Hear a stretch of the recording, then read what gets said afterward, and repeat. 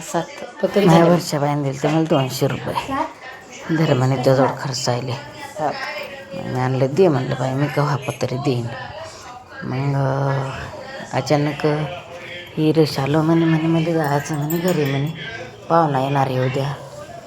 मग येणार आहे म्हणल्यावर मग ती गेली पण टाका होतं ना भेटून येतो म्हणे कडीतलं समीरला. पण टाकायचं.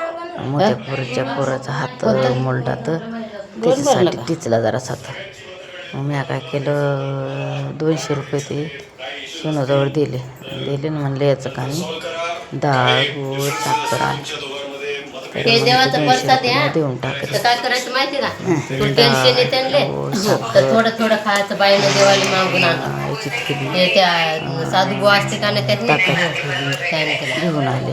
बाईनं अंगूर दिले तर मग हे दिलं हे दिलं मी तिकडच होती ना माझ्या मुली हे आम्ही देवाजवळचं जमा केलं ना द्राक्षे दिसलं होतं मला संत्री दिली संत्री मोबाईलात तिथं रिक्षात तिकडे ठेवले तर मोबाईलात आणलं थोडं थोडं खाल्लं फराळाचं होतं.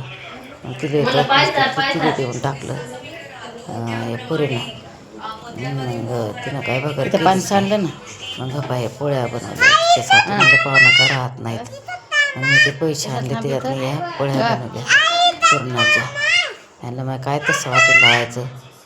मग ते 200 रुपयातनी आणलं सगळं तर काही कढी केली जरासा भात घातला आणि पुरणाच्या पोळ्या केल्या.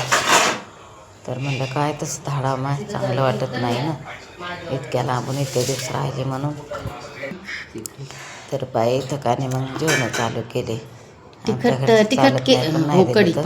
भानगडी होतात. मग त्याला एक पोळी दिली डबल काय घेतली नाही त्यानं.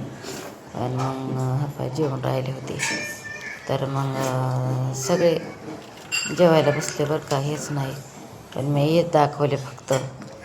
तर पुढे असते ना काही आहे तर पुढे ही खाऊन राहिली साबुदाणा साबुदाण्याची खिचडी आणि भगर आणली होती उपवास होता म्हणून. आणि आम्ही सकाळपासून काय खाल्लं होतं पुरणाच्या आमचा हरसू पुरणाच्या पोळ्या खाता खाता लॉलीपॉप खाऊ लागला होता. तर मग माझ्या पुढे बाईच्या घरी सगळ्याले उपास येतात समजायचं दुधीच ठेवली होती. काय खरं लेकरायला भाकर नाही सगळे दिल्या पोळ्या करत होतो तुम्हाला उपास नसेल वर्षा बाईले नाही बाई म्हणजे पण भाकर खायचं जीवावर आलं मग म्हटलं जाऊ दे एका तसं तसं धाडलं सोबत